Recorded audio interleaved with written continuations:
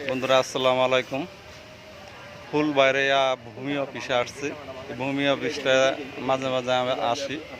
আমার আব্বা এখানে চাকরি করতো।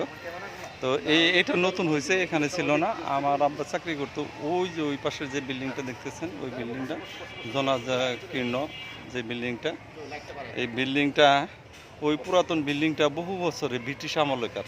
তারপরে আরেকটা বিল্ডিং হয়েছে ওই পাশে, সেখানে থেকে স্থানান্তর হয়েছে এই জায়গায়। তো এই অফিসটা আপনাদের একটু দেখানোর জন্য আমি এখানে নিয়ে আসছি। তো অফিসটা কিন্তু খুবই সুন্দর, খুবই ভালো লাগার একটা জায়গা। মাঝে মাঝে আপনারা এখানে ঘুরে বেড়াইতে পারেন। অনেকেই আসছে এখানে বেড়াইতে, যে ছবি তুলতেছে, আর ওই যে ছেলেপুলেরাও ছবি তুলতেছে। এখানে খাজনা দেওয়া হয়, জমির ট্যাক্স দেওয়া হয়, ট্যাক্স।